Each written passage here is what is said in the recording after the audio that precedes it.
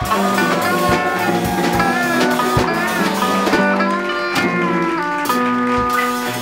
back to Late Night with Leber, brought to you live from New York City. You know, as I was on my way to the studio today, I entered the coordinates for the studio into my GPS system. It's brand new, I just got it. And I eventually found myself pulling up on Hollywood Boulevard. Yeah, it seems like pilots get the best equipment these days. They have this program known as Terrablocks that was developed by NASA and Terrametrics. It shows a 3D rendering of the Earth that can be viewed from inside the pilot cockpit of a plane while you're flying it, and it is super accurate. This program, along with pilot Robert Terra, were able to save the lives of 250 people by avoiding a deadly crash into the Cheyenne Mountain in Colorado.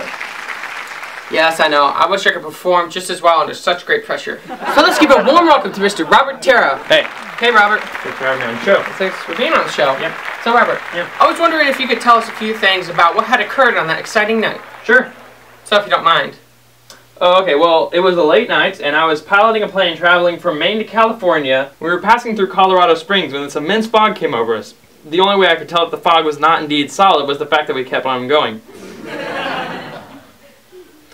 So, anyways, I looked out of my Terrablocks system, and I noticed that there was a mountain coming right at us, so I instinctively pulled up on the controls, and we narrowly missed the mountain by a matter of feet. Wow, that's amazing. Anyone would have done the same thing. Anyone with a pilot's license, that is. This device intrigues me. How does it work?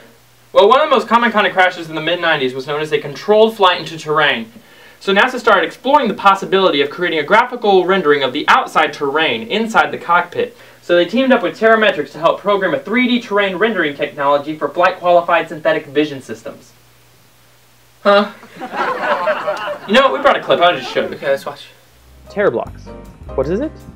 Well, this groundbreaking, innovative technology developed by NASA and Terrametrics renders satellite imagery on top of terrain data. This visualization is both highly accurate and more realistic than flat models of Earth. To produce the satellite imagery, Terrametrics worked with the Scientific Data Purchase Program at Stennis Space Center. They used an archive from NASA's Earth-observing Landsat 7 satellite that proved to work just fine for Terrablocks. They also used NASA's SRTM terrain data. Since then, NASA has used Terrablocks for many things, such as flight simulators and lunar landing vehicles. The latter of these used a graphical rendering of the Moon.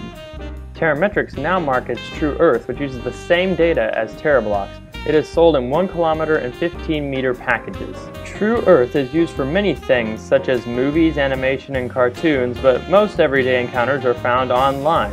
The 15-meter collection is used to form the base layer of Google Earth, which uses other layers of data and imagery for greater magnification.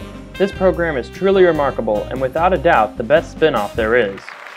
Wow, that's amazing. Remarkable. Truly remarkable. Yeah. Just one question. What exactly is a spin-off?